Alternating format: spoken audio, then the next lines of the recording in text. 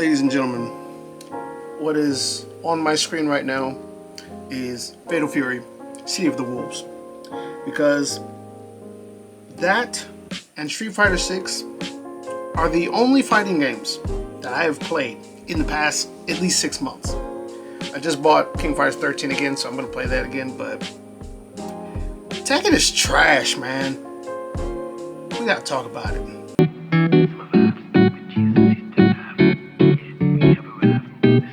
And this is your boy, Dorian Andrews, aka Dory the Real from the Dory the Real Music Channel, and we are back in Tokyo.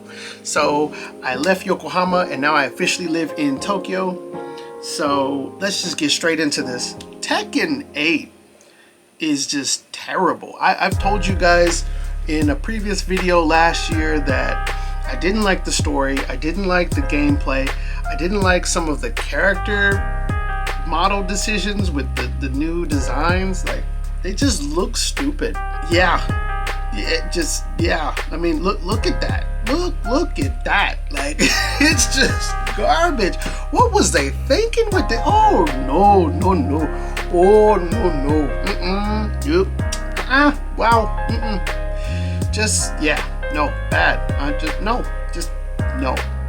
Tekken 8 is the worst of the worst when it comes to the storyline. However, if you look back at the previous games throughout the series, this was bound to happen. This was basically a building being destroyed from within itself. So let's just go all the way back to Tekken 3, shall we? We're not going to touch Tekken 1 and 2 because those stories, as funny and as wacky as they are, they intertwine and they make sense. Tekken 3 is where things start going off the rails. First of all, you get a monster, an alien from some Mexico Aztec looking place, and you discover this thing that has been sleeping for centuries. Why didn't anybody else try to wake up this monster earlier before Heihachi? No one knows. Why does this monster consider himself to be basically the god of war, and when he awakens goes around and starts fighting only the strongest fighters in the world, not trying to kill everybody, not trying to seek world domination, not trying to destroy the planet, but to fight the strongest fighters? Why is he doing that? No one knows. Why is a tournament created around this monster? Right? And the final boss is the alien. How did that happen? Why would you make a tournament to lure this monster in to just kill all the fighters? So the person, imagine this, the champion of this tournament who beats Heihachi literally invites their own death because Ogre's gonna come and kill both Heihachi and you. Why would Heihachi think that is a smart idea? No one knows. Okay, there's so many things wrong with Tekken 3 story. Okay, Heihachi, he's trying to get Ogre to get a sample of his DNA, right? That's the whole purpose of this thing. Heihachi is trying to get the strongest fighter to defeat Ogre, and then when Ogre is defeated, he can steal the DNA of Ogre, put him back on ice, and then fuse with the DNA to try to awaken some devil gene in him that he does not have, or become stronger than the devil, and achieve his dream of world domination. Why does he think, or why is he so confident that this is going to work? Are you with me? Say it with me. No one knows. Then you have all of these great characters with these great motivations and all this stuff going on. You got Jin, who's trying to destroy Ogre because Ogre is the one who killed his mom. Jun, modern day, you find out that Jun was just asleep the whole time. Why? Was she not dead? No one knows. But they tried to like just retcon it and explain it away in Tekken 8. And it ruined the character because she had zero interaction with Kazuya the entire game. And that's all people wanted. Okay, bring back June, put her back in the story, make her relevant. She wasn't. Okay? Go back to Tekken 3. Tekken 3, that's where the story just made no sense, right? Because you're trying to go after this, Aztec god that we don't know where he came from, and he's sleeping. We don't know why he's sleeping. We're trying to get a sample of his DNA so that we can become stronger than the devil and seek world domination. Why? I don't know, because just for the sake of being evil. And then you're literally putting a tournament together to find the strongest fighter who can defeat this ogre person who could die. And then when he turns into true ogre, he literally picks up Heihachi and just, we don't know what he does with Heihachi when that happens, right? Does he do something inappropriate with him? Does he throw him off the side of a cliff? Like, nobody knows. Like, it's just so stupid. The only game that I would say is pretty cool and is very, very underrated is Tekken 4. The story is perfect because it blends in the father-son hatred aspect of Kazuya and Heihachi, re-establishing that with the return of with the return of Kazuya, sorry. And Kazuya is like pissed, right? He's like, I want my revenge. You almost killed me. And now that I'm back from the dead, now that my company has brought me back from the dead, I want revenge. And then you have Jin, who's just caught in the middle, who's like, bro, I'm just trying to forget about y'all, man. I changed my whole fighting style. I don't want nothing to do with y'all. And he still gets kidnapped by goddamn Kazuya. And Kazuya's trying to awaken the demon in him so that he can absorb Jin's demonic powers. Like, that makes sense. Heihachi's trying to stop them both because he's like, y'all both evil. I want y'all dead so that we don't have to worry about the devil anymore. Literally the devil. Like, that all made sense. Then you go on to Tekken 5. Jinpachi. He's trapped in the Honmaru, I think that's what the temple was called. Like, he was just trapped in this random temple for the whole entire time, from Tekken 1 all the way to 5, and even before that. What did Jinpachi do to deserve that? No one knows. Why did Heihachi trap him instead of just kill him? No one knows. Why did a demonic presence cause him to be awakened after Tekken 4? No one knows. It just doesn't make sense. And maybe it's not supposed to. That's fine. But why would you keep him trapped and imprisoned in a freaking temple instead of just kill him and then cremate him or put him in a grave like normal people? No one knows. Jinpachi, what is the love-hate relationship between him and Kazuya, or between him and Heihachi? What happened with that relationship? Nobody knows. Okay, fast forward over to Tekken 6. Okay, Tekken 5 wasn't that bad, but if we go to Tekken 6, that's when it just gets worse.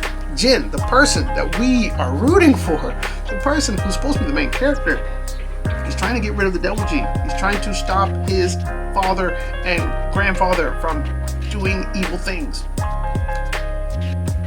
He becomes evil himself by waging war on the entire world with his new Mishima Zaibatsu army, just to awaken an Egyptian dinosaur god named Azazel. How did he learn about this? No one knows. Why did he think that this was the only way to awaken Azazel? Why didn't he research and try to find another way? No one knows.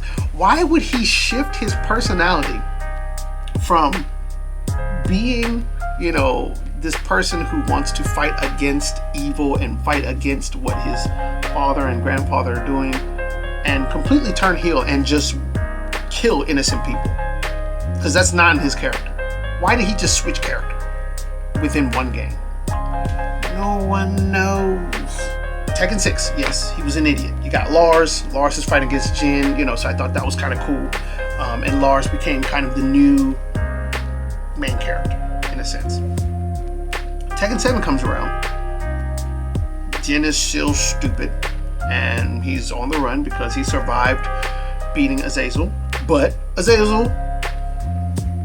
even Azazel's death didn't mean Jin did anything. Like, he was still he was still under the influence of the devil gene. So why wasn't the whole world trying to like kill Jin because of that? I mean, there were some people, but the whole world, I think the whole world would have been after that dude. Why wasn't the whole world after Jin? No one knows. After he killed numerous people, started wars, and literally left people orphans. Then you have it gets worse, guys. Then you have Tekken 7. Heihachi's redemption, right? They're trying to redeem him as this father figure that was just trying to save his child. He was trying to get rid of the devil. It was hard for him to do, but that's why he threw him off a cliff, because he was like, if he survives this, then he doesn't have the devil gene. Why would you do that? No one knows. Okay, if he didn't have the devil gene and he threw Kazuya off the cliff and he just died, wouldn't he feel sad about that? Wouldn't he just, I just killed my son. Wouldn't I get arrested for that? Oh my goodness, it's just stupid. It's just dumb. But he knew for a fact, he's gonna become the devil. And that is why Kazuya hates your guts from that point forward. It just don't make sense to me. Make it make sense. But then Tekken 7, they tried to redeem him and say, he was a good dad. He was trying to defeat the devil that was Kazumi, because Kazumi deceived him. No, he didn't. He knew that she had the devil gene in her bloodline, and he still chose to marry her. And then you go to the Holy Grail. Tekken 8. Heihachi is dead, comes back. Why? I've talked about that in another video, so watch that video if you want to talk about Heihachi's coming back. But let's look at the main story. You have Jin, who literally started World War III on this redemption arc, and everybody is cool with him now. Why? No one knows. You have King fighting alongside him. King is pissed off because his orphanage that he's sponsoring as a wrestler is flooded with children because of what Jin did around the world. Why would King fight for Jin? Why would this new, what's her name? I don't even remember her name. Azuna, whatever her name is. Whatever. Azusa, I don't know. But this coffee girl. Why would she join G Corp just to have a partnership for some goddamn coffee when it's the freaking world at stake? Why, oh why, would Claudio try to attack Kazuya only for nothing to happen, and then he only hurt Kazuya, which allowed Jin to find an opening, but he literally died for that, for nothing? And this whole time we thought Claudio was actually skilled at his job. Apparently not. But long story short, I hated the fact that they tried to redeem Jin. You cannot redeem Hitler #2. It just doesn't work. Kazuya is also in that same bucket of crabs. They're all in the same bucket. They're bad people. Jin cannot be redeemed. So why would you make a story all about Jin's redemption? Oh my gosh. And then they just completely forget what happened in Tekken 6 and 7. They're like, you know what? Yeah. You did some bad things, but you're still a good person. You can change. What? Ling Xiaoyu, why is she still like Jin after all the crap that he did? Why is Nina still working with Kazuya after Kazuya literally said, I'm gonna just take over the whole world and destroy everybody, and only the strongest will survive? What the freak is wrong with you, Nina? Really? Reina. Why would you have Reina be the daughter of Heihachi when she's literally like looking like she's younger than Jin? It don't make sense. It just don't make sense. None of it makes sense. And I think that's why Harada left. He was like, yo, I destroyed this series and the gameplay is just one bad thing. We was already like fed up with the story. Like they kept screwing up the story. Now you screwed up the gameplay too? Like this game is hot garbage. I regret buying this game. Like I don't want to touch Tekken 9 unless I know for sure that they fixed everything. And the story is probably gonna suck again. So I don't care anymore. Because the story's always been bad. But now Tekken 8 is the worst of the worst. And now, on top of that, the gameplay just keeps getting worse. Because you don't fix something that isn't broken. So that's exactly what they did with Tekken. They had an amazing run up until Tag 2. And even then, the story made no freaking sense. But it's a fighting game. It's not the point. Then you put in 7 and 8, and they tried to make the story meaningful. But the story was stupid. Because none of it made sense. When you look at the trajectory of the previous games leading up to it, they made no sense. So I am officially done with Tekken. This is your boy Dorian Andrews, aka Dorian Darrell. Thank you guys for always listening to my music. Got more music coming soon, so stay tuned. It's your boy signing out. Deuce.